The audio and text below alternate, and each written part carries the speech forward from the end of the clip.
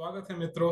एक बार और comics and with Siddharth Bose के मंच पे मैं सिद्धार्थ बोस आपका स्वागत करता हूँ। मित्र जुड़ चुके हैं हमारे साथ अजितेश जी फ्रॉम सिनेमिक्स। तो आज हम बात करेंगे अजितेश जी से और पता करना चाहेंगे कौन है अजितेश जी, क्या करते हैं, क्यों करते हैं। अजितेश जी, सर्वप्रथम कॉमिक्स एंड यू के मंच को सुशोभित करने के लिए मैं सिद्धार्थ बोस आपका बहुत बहुत स्वागत करता हूं। कैसे हैं सर आप? बिल्कुल बढ़िया। नमस्कार सिद्धार्थ जी। बहुत बहुत नमस्कार सर, बहुत बहुत नमस्कार। तो जैसा कि हमें पता है कि भारतीय कॉमिक्स इंडस्ट्री कोविड के बाद से फल फूल रही है और बहुत सारे अलग अलग प्रयोग हो रहे हैं। हमने सिनेमिक्स को भी कहीं ना कहीं इसके बीच में पाया है। तो हम पहले पता करेंगे कौन है अजितेश जी, ऐसा क्या हो गया कि कॉमिक्स और आपके पीछे जो दिख रहा है, मुझे मुझे लगता है यही आपका बचपन जीवन जीने की कला है। तो हम इस बारे में बात बिल्कुल। करना चाहेंगे और पता करना चाहेंगे अजितेश जी से। सर, अपने बारे में कुछ बताएं। बिल्कुल सिद्धार्थ जी, मतलब मैं आप देख ही रहे हैं, जो आपने बिल्कुल सही कहा कि किताबें पढ़ना और मुझे बहुत पसंद है, और पढ़ते पढ़ते कब लिखने लगा ये पता ही नहीं चला।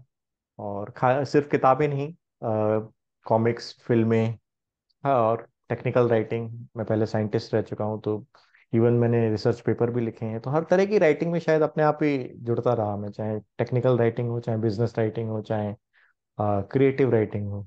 और ये राइटिंग कहीं ना कहीं आती बचपन से ही है। मैं ग्वालियर में पैदा हुआ हूँ, और खूब खूब खूब कॉमिक्सें पढ़ी हैं, खूब किताबें पढ़ी हैं हर तरह की। और सबसे ज्यादा जो, कल भी एक सेशन हो रहा था बच्चों के संग स्कूल के, कॉमिक्स क्रिएटर चैंपियनशिप में। हम इन चीज़ों पे आएंगे, अभी शायद ये आपको नाम लगे, बट हम इन चीज़ों पे आएंगे। तो कॉमिक्स क्रिएटर चैंपियनशिप के प्रमोशन के लिए एक सेशन था, और उसमें किसी बच्चे का यही सवाल था कि जीवन में आप राइटर कैसे बन सकते हैं। और मैंने कहा इसका सिर्फ एक ही तरीका है कि आप पढ़ें, आप ज़्यादा से ज़्यादा पढ़ें। और मेरा यही मानना है कि किसी भी कोर्स से ज़्यादा, कोर्स इंपॉर्टेंट है राइटिंग के लिए, कई तरह की चीज़ें आप सीख सकते हैं, बट उससे ज़्यादा आ, जिंदगी आपको सिखाती है। और खासकर जब आप पढ़ते हैं, हर तरह की किताबें पढ़ते हैं। तो वैसा ही मेरा बचपन रहा है। मेरी दादी हिंदी की टीचर थी, और मेरे पापा भी लेखक हैं। पापा को नेशनल पुरस्कार और स्टेट वाइड पुरस्कार भी मिल चुके हैं। वो हिंदी नॉवलिस्ट हैं। और शायद यही सब हमारे परिवार में रहा। मेरा बेटा भी लेखक है, उसकी भी दो कॉमिक्स पब्लिश हो चुकी हैं सिनविक्स में। वो अभी 12वीं कक्षा में है। ग्वालियर में मेरी स्कूलिंग हुई, वहीं से मैंने इंजीनियरिंग करी। मैं बेसिकली मैकेनिकल इंजीनियर हूँ। वहाँ से मैंने एमटेक भी किया। मेरा जो फर्स्ट पोस्ट ग्रेजुएशन है, तो एमटेक है प्रोडक्शन इंजीनियरिंग में। उसके बाद विक्रम साराभाई स्पेस सेंटर इसरो में मैं था, वहाँ साइंटिस्ट था। तो मेरे अपने बीई के बाद मैंने वहाँ पर साइंटिस्ट, एज ए साइंटिस्ट गया। एमटेक भी वहीं कंप्लीट किया, और अपनी जॉब भी वहाँ पर की। और उसके बाद मुझे लगा कि शायद 3.5 साल जब मैं साइंटिस्ट रहा, काफ़ी सारी चीज़ों पे काम किया, सीखा। ब्रीफली कुछ टेस्ट के लिए मैंने जो चंद्रयान 1 मिशन था, उस पर भी काम किया। कई सारे जीएसएलवी मार्क 3, जो इंडिया का प्रीमियम सबसे बड़ा लॉन्च व्हीकल है, उसके प्रोजेक्ट पे मैंने काम किया, टेस्टिंग पे। तो वो काफ़ी अच्छा अनुभव रहा, और वो काफ़ी एक गर्व की बात थी, क्योंकि भारत, इसरो एक ऐसी ऑर्गेनाइजेशन है जो भारत में बहुत ज़्यादा रिस्पेक्टेड है, उसके लिए काम करना। वहाँ से निकल के मैंने अपना एमबीए किया, और Indian school of business Hyderabad से 2008 के बैच से हूँ मैं। वहाँ से मुझे फिल्मों का शौक लगा, और मैं एमबीए से कैंपस इंटरव्यू में सीधे रिलायंस एंटरटेनमेंट में गया एज ए सीनियर मैनेजर। और बॉलीवुड में गया, जिसको अपन प्यार से बॉलीवुड कहते हैं, बॉम्बे। वहाँ पर जाके काफ़ी सारी फिल्में जो अपनी क्या कहते हैं, बॉलीवुड की, आप कह सकते हैं कमर्शियल फिल्में, और सारा जो आर्ट हाउस सिनेमा है, दोनों पे काम किया। कमर्शियल फिल्मों के बिजनेस साइड पे, और आर्ट हाउस सिनेमा के इंटरनेशनल फिल्म फेस्टिवल साइड पे, दोनों पे काम किया। रिलायंस उस टाइम काफ़ी तेजी से ये सब काम कर रही थी। और बिग पिक्चर्स के बाद फिर मैं 1 साल मैंने वहाँ काम किया, और फिर मुझे लगा कि शायद मुझे कुछ अपना खुद का करना चाहिए, और मैं इंदौर वापस आ गया। और वहाँ पर मैंने दो कंपनियां चालू की एक साथ। एक फिल्म्स की थी, एक फिल्म प्रोडक्शन की, और एक फायर एंड सेफ्टी की। तो वो कंपनियां 2009 से चालू की, दोनों प्राइवेट लिमिटेड कंपनियां हैं अभी भी। दोनों काफ़ी अच्छा कर रही हैं, Techno Fire Engineers Private Limited और अतिश एंटरटेनमेंट प्राइवेट लिमिटेड। ये 2009 से लेके अभी तक चालू है। 2022 में फिल्मों में हमने काफ़ी काम किया है, इंटरनेशनली बहुत शूट किया है, कई सारी कंट्रीज में मैं गया हूँ, कई सारी कंट्रीज में शूट किया है। फिल्मों में हमारे करीब जो भी fashion films, music video, documentaries और शॉर्ट फिल्म्स रही हैं, उनमें अभी करीब देखा जाए तो 350 से ज़्यादा फिल्म फेस्टिवल्स में 55 से ज़्यादा कंट्रीज में हमारी फिल्में सिलेक्ट हुई हैं, अवार्ड मिले हैं उनको। तो इंटरनेशनली काफ़ी काम का है। मैं खुद भी इंटरनेशनल फेस्टिवल्स में, बहुत सारे फेस्टिवल्स में जूरी क्यूरेटर रहा हूँ इंटरनेशनल इवेंट्स में। फैशन में काफ़ी जुड़ा रहा, फैशन फोटोग्राफी की। और ये सारे काम करते करते 2022 में हम लोगों ने सिनेमिक्स की स्थापना की। जो सिनेमिक्स अतिश एंटरटेनमेंट की दो मेजर ब्रांड्स हैं, कीप रोलिंग फिल्म्स जिसके अंतर्गत हम लोग फिल्म्स करते हैं क्लाइंट के लिए, मल्टीनेशनल क्लाइंट्स के लिए, और अपनी खुद के प्रोजेक्ट्स। और उसका यूट्यूब चैनल भी है कीप रोलिंग फिल्म्स के नाम से, जिसके अभी 5 लाख से ज़्यादा सब्सक्राइबर हो गए हैं, क्योंकि हम उस पर फिल्में अपलोड करते रहते हैं। जब भी मेरे को समय मिलता है तो हम लोग कुछ ना कुछ बनाते हैं। और सिनेमिक्स 2002 में 2022 में आया, बेंगलोर कॉमिक कॉन में इसको लॉन्च किया 2022 में। और हम लोग उस टाइम 7 किताबों के संग इसको लॉन्च किया था, जिसमें बिली की सीरीज और रीवा जो हमारे मेन कैरेक्टर हैं अभी भी, उनके साथ, और एक ठग करके ग्राफिक नॉवल था। ठग मैंने खुद लिखा है, एक फिल्म के लिए लिखा था। वो फिल्म का डिस्कशन अभी भी चल रहा है, पहले भी चलता रहा। बट वो कहानी इतनी अच्छी थी कि मैं सबसे पहले उसको ही लाना चाहता था। और हालांकि हम लोगों ने सिनेमिक्स की किताबों को शुरू में नंबर नहीं किया था, बट अभी भी अगर हम रिप्रिंट कर रहे हैं और कर रहे हैं, तो ठग हमारी सिनेमिक्स की नंबर 1 कॉमिक्स है। उसके बाद रिवर्ट सेकंड नंबर पर, और फिर बिली की कॉमिक्स। तो जब भी नंबरिंग करेंगे, क्योंकि कई कलेक्टर्स बाद में पूछते हैं कि सिनेमिक्स की पहले नंबर की कॉमिक्स कौन सी है, तो वो ठग है। ये हमारी जर्नी रही। और इसके बाद अभी कुछ सालों में पिछले साल इंडियन कॉमिक्स एसोसिएशन की स्थापना हुई, तो उसमें मैं जुड़ा। यही जर्नी है। इतना सारा प्रतिभा, एक सिर्फ एक व्यक्तित्व में इतना सारा ज्ञान, इतनी सारी प्रतिभा, ये कैसे संभव है अजितेश जी? कुछ हमें भी बताएं, कुछ हम भी आगे जीवन में कैसे बढ़ सकते हैं। इतनी सारी प्रतिभाओं को लेके आप कैसे मतलब आगे बढ़ सकते हैं जीवन में? क्या करना पड़ेगा इतनी सारी प्रतिभाएं होने के लिए? अब शायद क्यूरियोसिटी, एक बोलते हैं शायद क्यूरियोसिटी, हर चीज को जानने की, हर चीज को करने की। और खाली बैठना मुश्किल है मेरे लिए, खाली नहीं बैठ पाता हूँ। तो शायद कुछ ना कुछ जब लगता है कि हाँ ये चीज में हम थोड़ा सा कुछ एक मतलब लगता है कि हाँ इसमें हम लोग कर रहे हैं, तो शायद दूसरा काम चालू कर देते हैं। कई लोग मेरे से जब सलाह भी मांगते हैं तो बड़ा मुश्किल हो जाता है सलाह देना, क्योंकि मल्टीटास्किंग को भी उतना अच्छा नहीं माना जाता जितना फोकस्ड होके जीने को माना जाता है, कि हम एक ही चीज में एक्सपर्टाइज करें। जैसे अपने खिलाड़ी होते हैं, और वो काफी ऊंचा मुकाम हासिल करते हैं। तो बड़ा ये एक सवाल है, आई थिंक, जिसपे खुद ही एक पीएचडी हो जाए कि किस तरह का शैली हमें जीवन में अपनानी चाहिए, मल्टीटास्किंग या फोकस्ड लाइफ। बट मुझे बस ये जरूर लगा कि इस तरह की मल्टीटास्किंग से कहीं ना कहीं एक जीवन में रोचकता बनी रहती है, क्या बात हमें है! आगे बढ़ने के लिए प्रेरित करती रहती ये बहुत ही सकारात्मक तरीके से आज हमने हमारा साक्षात्कार शुरू किया। इंडियन कॉमिक्स एसोसिएशन, भाई, है। जी। कॉमिक्स ही नहीं मिलती हैं, जिसको लेके अभी भी सवाल उठते हैं। जब मैंने अपनी पीएचडी शुरू करी थी तब लोगों के मन में सवाल था, ये कैसा बचकाना सा काम है। और फिर जब वो कंप्लीट भी हुई, जब वो पूरी भी हुई मेरी पीएचडी, तब भी लोग आज भी वही सवाल पूछते हैं, यार तुमने थीसिस लिख ली इंडियन कॉमिक्स पे, ये भी होता है क्या? तो अभी तक इंडियन कॉमिक्स की ही मतलब इतनी अच्छे तरीके से मतलब विपणन या फिर मार्केटिंग नहीं हो पाई है। और आप जो है इंडियन कॉमिक्स एसोसिएशन के प्रेसिडेंट बन गए। तो मुझे इस बारे में बताइए, जर्नी कैसे स्टार्ट हुई, और फिर अपने रोल के बारे में प्लीज। जी। कॉमिक्स आप सही कह रहे हैं। कॉमिक्स को जब हम लोग बाहर से देखते हैं, जो इनसाइडर्स नहीं है, इंडस्ट्री के इनसाइडर्स नहीं है या हार्डकोर रीडर्स नहीं है, जब वो कॉमिक्सों को के बारे में देखते हैं, वो जानते ही नहीं है। कल भी जो मैंने जैसे सेशन बताया स्टूडेंट्स को, तो उनको आइडिया नहीं था और कि कॉमिक्स, इंडियन कॉमिक्स एग्जिस्ट करती हैं। जब हम लोग इस इंडस्ट्री में आए, तो हमारा भी ये मानना था कि इस इंडस्ट्री में कदम रखना चाहिए कि नहीं रखना चाहिए। ये इंडस्ट्री अभी तक इंडस्ट्री भी नहीं थी उस टाइम, मतलब इंडस्ट्री कहना भी गलत होगा, मतलब एक सेक्टर बोल सकते हैं कि कॉमिक्स पब्लिशिंग के सेक्टर में अनऑर्गेनाइज्ड कदम। सेक्टर जहां पे कुछ हाँ चीजें हाँ। सही नहीं थी। जी। तो उस सेक्टर में कदम रखना भी चाहिए कि नहीं। बट शायद मैंने अपने अंदर के एमबीए को उस टाइम बाहर नहीं आने दिया, नहीं तो हम लोग कॉमिक्स इंडस्ट्री सेक्टर में कदम नहीं रखते, क्योंकि शायद दिल से लिया गया डिसीजन था, क्योंकि अगर अगर मेरे अंदर का एमबीए ये निर्णय लेता तो कभी भी नहीं ले पाता कि हमें कॉमिक्स सेक्टर में आना चाहिए। तो हम लोगों ने इसको सोचा कि कुछ अच्छे प्रोडक्ट बनाएंगे और अपने प्रोडक्ट्स को मार्केट में रखेंगे और देखेंगे यार क्या रिस्पॉन्स आता है। जो बिजनेस के जो नियम है वो अभी इस पे लागू नहीं हो करेंगे हम, क्योंकि अगर वो लागू करें तो शायद ये काम को हम कर ना पाए।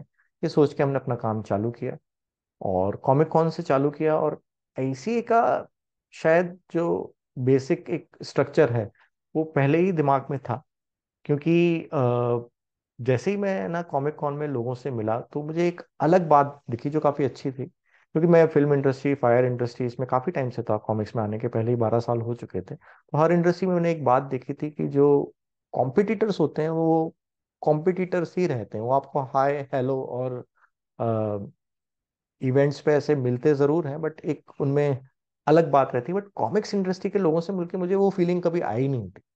सब लोग काफी छोटे छोटे पब्लिशर है, बड़े पब्लिशर भी थे, लेकिन वो जब मिलते थे तो अंदर से लगता नहीं था कि उनके दिल में कुछ मतलब इस तरह की बात है, क्योंकि वो समझ में आ जाता है, इतना काम करने का समझ में आ जाता है कि एक नकली हंसी और एक असली हंसी क्या होती है। मुझे ये लगा कि कहीं ना कहीं इस इंडस्ट्री में हो सकता है कि इंडस्ट्री का छोटा होना ये उसका एक कारण हो, या सब मिलके तो एक गुंजाइश तो लगती थी। और इसके बाद चलता रहा कॉमिक कॉन के दो, एक कॉमिक कॉन, दो कॉमिक कॉन, ऑनलाइन सेल और ये सब चलता रहा। तो ये तो समझ में आ गया था कि इस बिजनेस में आगे बढ़ना बहुत टफ है, क्योंकि रीडर्स बेस बहुत कम है और रीडर्स बेस को बढ़ाना पड़ेगा और प्रमोशंस को भी बढ़ाना पड़ेगा, और इसके लिए कहीं ना कहीं लग रहा था कि लोगों को जुड़ के काम करना पड़ेगा। बट क्योंकि मैं ऑलरेडी इतने काम में इन्वॉल्व रहता हूँ तो इसके लिए कभी वक्त निकालना, दिमाग में फॉर्मेट था बट वक्त नहीं निकाल पा रहा था। फिर कॉस्मिक्स के फाउंडर हैं शहबाज, एक बार उन्होंने मुझसे कांटेक्ट किया था कि मैं दो चार पब्लिशर्स को जोड़ना चाह रहा हूँ, और आ, कुछ ऐसा करते हैं कि दो चार पब्लिशर जोड़ के कुछ साथ में सेट लाएं, वो करें। तो मैंने कहा शहबाज, अगर आपको एनर्जी लगानी ही है तो दो नहीं सारे पब्लिशर्स को जोड़ो, ये मैंने उससे बोला। उसके दिमाग में कुछ इसी तरह के विचार थे, तो मैंने उसको एक फॉर्मेट दिया कि इस फॉर्मेट के जरिए पब्लिशर्स से मिलो। शहबाज ने काफ़ी मेहनत करी, उसने सारे पब्लिशर्स को वो फॉर्मेट भेजे और फिर हम लोगों के सारे पब्लिशर से डिस्कशंस चालू हुए। उसमें दो लोग और जुड़े फिर, जो शुरू में हिमांशु जी, अनादि जी, रवि जी, इन लोगों ने काफ़ी सपोर्ट किया। और धीरे धीरे फिर लोग जुड़ते गए। एक व्हाट्सएप ग्रुप पे ही सीमित था ये, और इसके कई तरह के नाम थे। फिर एक इंडियन कॉमिक्स एसोसिएशन सोच के नाम रखा गया, कई नामों को से अ, होते हुए वो नाम को रखा गया। फिर उसको रजिस्टर किया गया लीगली, और 2023 नवंबर में वो लीगली रजिस्टर हुआ। हालांकि 2023 के शुरुआत से ही उसकी बातें और व्हाट्सएप ग्रुप वगैरह चालू हो गया था। एग्जैक्ट टाइमलाइन मेरे को याद नहीं है, लेकिन ये मतलब कहने का मतलब है इसका टेम्पलेट दिमाग में था पहले से ही कि ऐसा कुछ होना चाहिए। और फिर वो समय मिलते ही समय उसका जब आया तो वो अपने आप ही हो गया। ये बहुत ही रोचक लगा अजितेश जी की, मतलब एक आइडिया जो दिमाग में था और जब लोग जुड़ते गए और सारे के सारे, मुझे लगता है कि ये आइडिया शायद हर एक के दिमाग में आया होगा कि भाई हम साथ में क्यों नहीं है और हम साथ में क्यों जी। नहीं आगे बढ़ रहे हैं। और जब ये मौका हम्म। आया और ये बहुत अच्छे तरीके से आया, मुझे जहां तक पता है आपके पोस्ट्स के द्वारा और फिर जो मेरी इस इंडस्ट्री के बारे में जो समझ है कि आईसीए ने बहुत अच्छी अच्छी उपलब्धियां प्राप्त की हैं। बहुत ही कम समय में आईसीए ने बहुत बड़ी बड़ी उपलब्धियों को हासिल किया है। अगर आप उस विषय में कुछ कह सकें तो। ये शुरू से ही संभव था, बट कॉमिक्स इंडस्ट्री के बारे में मैंने आपको एक अच्छी बात बताई कि लोग बड़े खुल के मिले और अच्छे लगे और सब लगे, जिसके कारण ये विचार दिमाग में था। एक और बात है जो मैं मतलब, नेगेटिविटी भी बहुत सोशल मीडिया पे कॉमिक्स इंडस्ट्री में थी, अभी भी है, फेसबुक पे, इंस्टाग्राम पे, सब जगह, और काफी सारा चीजें हैं। और मैंने हमेशा अपने आप को पहले भी और अभी भी उससे दूर रखा, और हमेशा पॉजिटिव ही सोचा इस बारे में। मैं आज भी ना अपने फेसबुक एक्सेस करता हूँ ना इंस्टाग्राम एक्सेस करता हूँ। टीम है जो सही तरह के जवाब होते हैं तो उनको दे देती है, ट्रॉल्स को इग्नोर कर देती है। लेकिन कहीं ना कहीं मैंने ये भी देखा कि कई लोग उसी में पड़े रहते हैं और उन्हीं चीजों को बार बार डिस्कस करना और भाई अलग ये तो अलग तरह ग्रुप से बन लाते चुके रहते हैं। हैं, तो अलग अलग ग्रुप बन चुके हैं सिर्फ हाँ, ट्रोलिंग करने के लिए। मैं उन पे ना पहले ध्यान दिया, ना अभी ध्यान दे रहे हैं हम लोग, और ना आगे देंगे। और वो एनर्जी जो है उसको पॉजिटिव डायरेक्शन में लगाया। और अच्छी बात ये रही कि इस ग्रुप में जितने भी मेंबर हैं सभी ने यही किया, और इसी के कारण संभव हो पाया है कि हम कुछ ऐसे काम कर पाए जो पहले नहीं हो पाए थे, जो पहले भी किए जा सकते थे बट किसी कारण से नहीं हो पाए। मेरे इंडस्ट्री बैकग्राउंड के कारण मेरे को पहले से मालूम था कि एसोसिएशन बनाने से हम लोग इंडस्ट्री लेवल पे गवर्नमेंट से कनेक्ट कर पाएंगे, इंडस्ट्री लेवल पे दूसरे स्टेक होल्डर से कनेक्ट कर पाएंगे। और क्योंकि मुझे दिख गया था कि फिल्म इंडस्ट्री, फायर इंडस्ट्री में वहां पर इतनी सारी एसोसिएशंस हैं, वहां पर इतनी सारी इंडस्ट्री बॉडीज हैं, और यहाँ कोई रिप्रेजेंटेशन नहीं था। आज भी अगर मैं गवर्नमेंट से एज ए सिनेमिक्स बात करने जाऊं तो शायद कोई नहीं सुनेगा, क्योंकि एक प्राइवेट बॉडी हो गई और गवर्नमेंट के अपने कुछ नियम होते हैं, अपने कुछ चीजें होती हैं जिनके कारण वो एक प्राइवेट प्लेयर प्लेयर से उतने लेवल पे बात नहीं कर सकते। तो इस चीज का दिमाग में था कि एक इंडस्ट्री बॉडी होना जरूरी है, जिससे कि शायद कुछ हम लोग चेंज मिलके ला सकें। और इसी कारण जो शुरुआत में जो इसका विजन था उसमें काफी सारे एक अच्छी बात जो हुई, और शायद भगवान ये अपने आप ही करता है, कि फेज 1 में जो इसकी एक्टिविटीज थी, फेज 1 में आईसी की एक्टिविटीज, पब्लिशर्स के संयुक्त सेट लाना, इवेंट करना मिलके, लोगों को जोड़ना, इसी तक सीमित थी। और फेज 2 में गवर्नमेंट से कनेक्शन और इंडस्ट्री कनेक्शंस थे, बट कहीं ना कहीं किस्मत साथ देती है, कहीं ना कहीं हम लोग मंजिल अपने आप दिखने लगती है, जुड़ने लगते हैं रास्ते। और जो फेज 2 के लिए हमने सोचा था वो कहीं ना कहीं मेहनत करते रहो, और फेज 1 से ही चालू हो गया। गवर्नमेंट को लगा कि हाँ, कॉमिक्स इंडस्ट्री को अब एक इंडस्ट्री बॉडी है जिसके संग बात की जा सकती है। उनने हम लोगों को रिकॉग्नाइज किया, और हमारे संग मिलके हमारे साथ मिलके गवर्नमेंट ने, या हमने गवर्नमेंट के साथ मिलके, जैसे भी इसको कहना चाहें, कॉमिक्स क्रिएटर चैंपियनशिप जो वेव्स में होने वाली है, जिसके बारे में हम बात करेंगे, उस पे काम चालू किया। इसके अलावा भी कई चीजें हैं जो अभी चल रही हैं हम लोगों की डिस्कशन में, बट मेरी आदत है कि जब कोई चीज हो जाए तभी मैं उसके बारे में बोलता हूँ।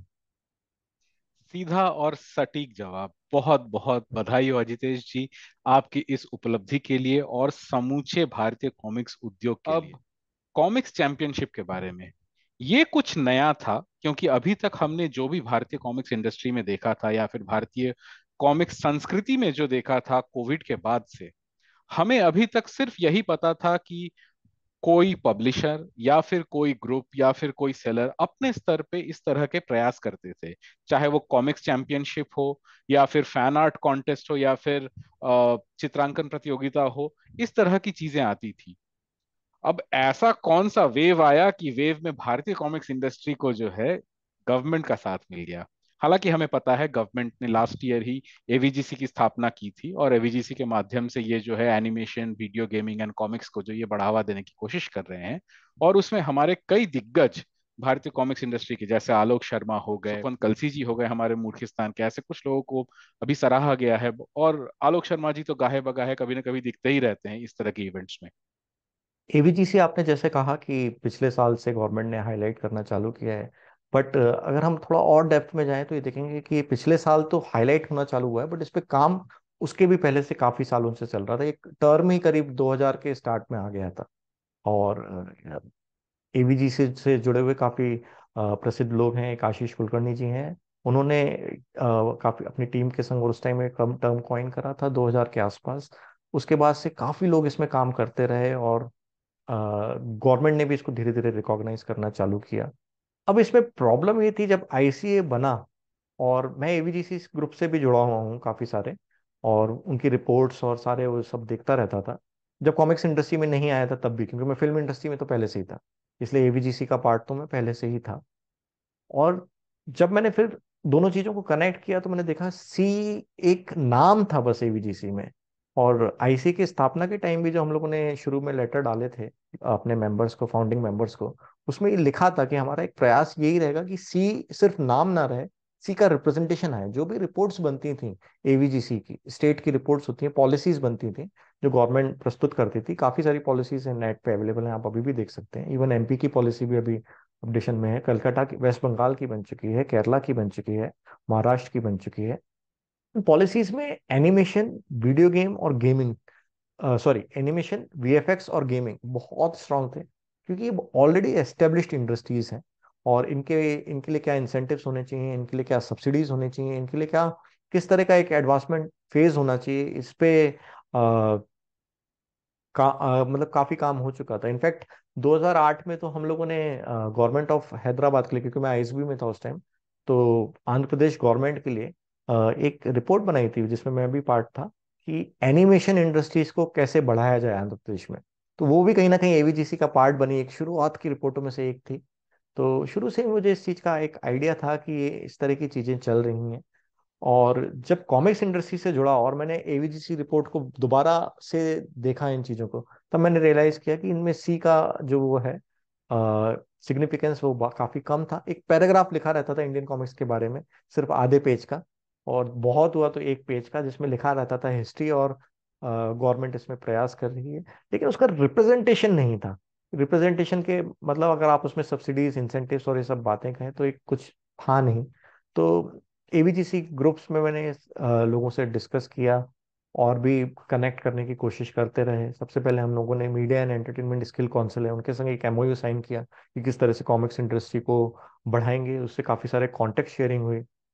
और जब वेव्स का अनाउंसमेंट हुआ, वेव्स का जो एक कॉन्सेप्ट है वो मैं सभी जो हमारे ऑडियंस है उनको बताना चाहूंगा कि हमारे जो माननीय प्रधानमंत्री हैं श्री नरेंद्र मोदी जी, उनने कुछ साल पहले एक टर्म कॉइन किया था। टर्म तो पहले से ही था, बट उसको एक बहुत एक मतलब शानदार बात है उनकी कि वो हर चीज को बड़े लेवल तक ले जाते हैं। जैसे स्वस्थ भारत अभियान, आप लोग सभी जानते हैं किस तरह से उसको एक अलग लेवल पे ले गए। इसी तरह एक और टर्म था जिनको वो अलग ही लेवल पे ले गए, मेड इन इंडिया। तो ये उनका एक सपना जो कि बहुत कारगर हुआ आगे जाके। आज हम देखेंगे तो बहुत सारे ईवी जो अपने इलेक्ट्रिक व्हीकल्स हैं वो बन रहे हैं, काफी तरह की मैन्युफैक्चरिंग भारत में चालू हुई है। किसी भी तरह का कंपैरिजन दूसरी कंट्रीज से ना करते हुए अगर हम अपने आप देखें तो अपने आप में काफी हम आगे आए हैं मैन्युफैक्चरिंग में पहले से।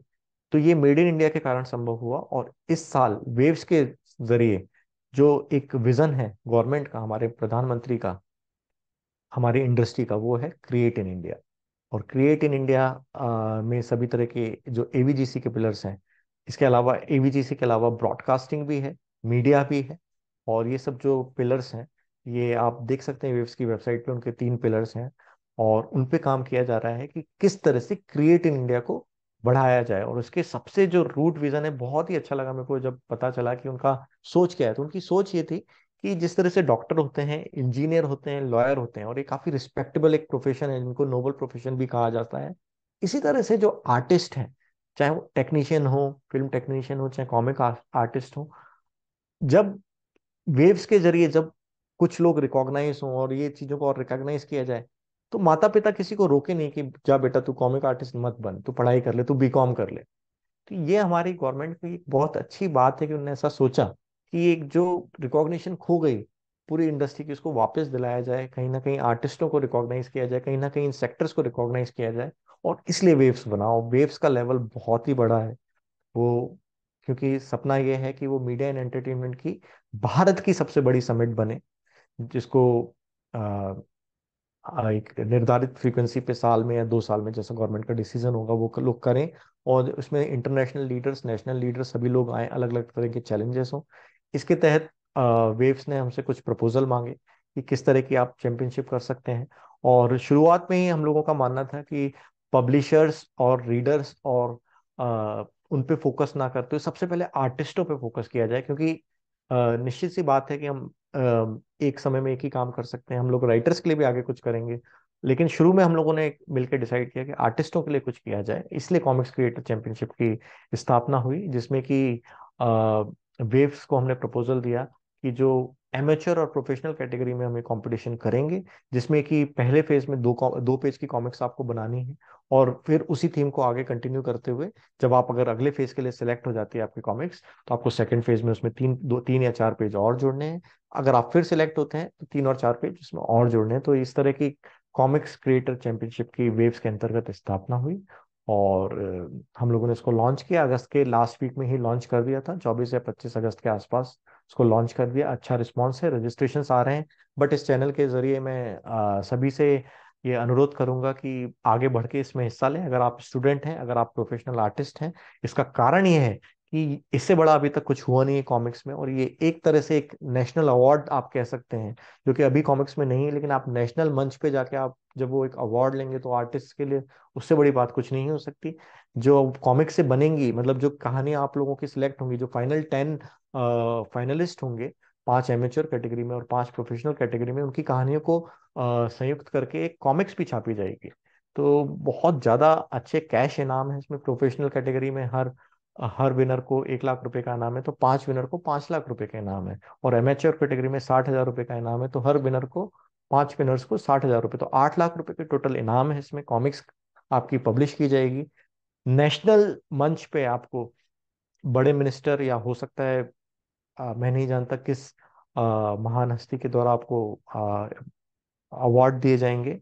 और इसके बाद गवर्नमेंट की और भी प्लानिंग है कि इन टैलेंट्स को, क्योंकि नेशनल लेवल पे पहली बार वेव्स में रिकॉग्नाइज होंगे, गवर्नमेंट और आगे भी उनके संग उनके प्लान से कि इन 10 विनर्स को वो हो सकता है इंटरनेशनल इवेंट्स में भेजे, या भारत में कहीं और रिप्रेजेंट करने का मौका दे। क्योंकि ये एक तरह से समझाने के लिए मैं प्रयोग कर रहा हूँ।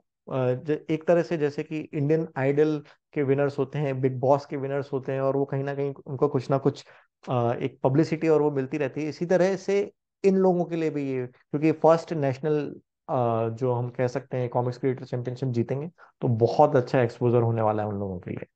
तो ये एक हो लाइफ सकता है चेंजिंग वही अपॉर्चुनिटी हो वही सकती विजेता है। आगे चल के जो है भारतीय कॉमिक्स इंडस्ट्री में भी काम करे या फिर अंतरराष्ट्रीय बाजार में काम करे, जो कि बहुत ही बहुत संभव ज्यादा है। लाइफ चेंजिंग अपॉर्चुनिटी, ये life correct, life changing changing opportunity है। अपॉर्चुनिटी। तो जो जी भी ये आज का एपिसोड देख रहा हो, ये लिंक आपको इस डिस्क्रिप्शन में मिल जाएगा, इस यूट्यूब चैनल के डिस्क्रिप्शन में मिल जाएगा।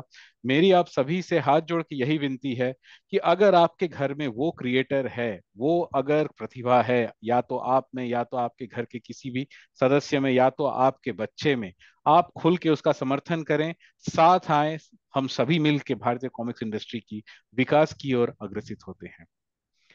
अजितेश जी, बहुत बहुत धन्यवाद। आज आपने जितनी भी इंसाइट्स आपने बताए, जितनी भी आपने गूढ़ बातें बताई भारतीय कॉमिक्स उद्योग को लेकर, मुझे नहीं लगता इसके पहले अभी तक किसी ने इसको इस विषय में इस लहजे में सोचा होगा। और जो भी अभी तक उपलब्धियां हुई हैं इंडियन कॉमिक्स एसोसिएशन के द्वारा, उसके लिए आपको बहुत बहुत बधाई। एक आखिरी सवाल जाने से पहले, अजितेश जी, आपका कोई भी एक सुझाव, चाहे वो भारतीय कॉमिक्स जगत के प्रकाशक के लिए हो, चाहे वो सप्लाई चेन मैनेजमेंट सेलर्स के लिए हो, या फिर पाठकों के लिए हो, किसी के लिए भी अगर आपका कोई भी सुझाव है, आप उसको साझा करें। बिल्कुल। पब्लिशर्स के लिए तो एक ही सुझाव है, जो मैं खुद भी जिसमें बिलीव करता हूँ, कि नई नई कहानियां ओरिजिनल फॉर्मेट में लाते रहें। क्योंकि ओरिजिनलिटी बहुत ज़रूरी है। हमें किसी को फॉलो नहीं करना है, हमें अपने खुद के मुकाम क्रिएट करने हैं, तो ओरिजिनलिटी बहुत ज़रूरी है। और जैसा आजकल के रीडर्स को चाहिए, हमें उन्हें वैसा देना चाहिए। हमें ये कंपेयर नहीं करना चाहिए। कई बार हम लोग कंप्लेंट करने लगते हैं कि रीडर्स महंगा क्यों पढ़ते हैं, रीडर्स बाहर की कॉमिक्स से क्यों पढ़ते हैं। ये उनकी चॉइस है। तो अगर उनकी वो चॉइस है, तो हमें अपने कंटेंट के स्तर को बढ़ाना चाहिए, ना कि ये कंप्लेंट करना चाहिए और रीडर से एक्सपेक्ट करना चाहिए कि वो हमारे कंटेंट को सपोर्ट करें। हाँ, वो हमारे कंटेंट को सपोर्ट जरूर करें, लेकिन हम भी अपने कंटेंट को उस लेवल पे रखें कि रीडर्स को वो एंटरटेन कर पाए, और रीडर्स को हमारे कंटेंट को भी वही प्यार दे पाए जो वो बाकी के कंटेंट को देते हैं। तो ये सबसे ज्यादा जरूरी है मेरे हिसाब से, कि एक्सपेक्टेशंस ना रखते हुए हम अपना काम इस तरह से करें कि हमारा कंटेंट लोगों को अच्छा लगे ना। और हमें सपोर्ट, जो प्यार तो रीडर्स का हमेशा ही लगता है, लेकिन रीडर्स की रिस्पॉन्सिबिलिटी नहीं है कि वो कंटेंट को आके लेके जाए।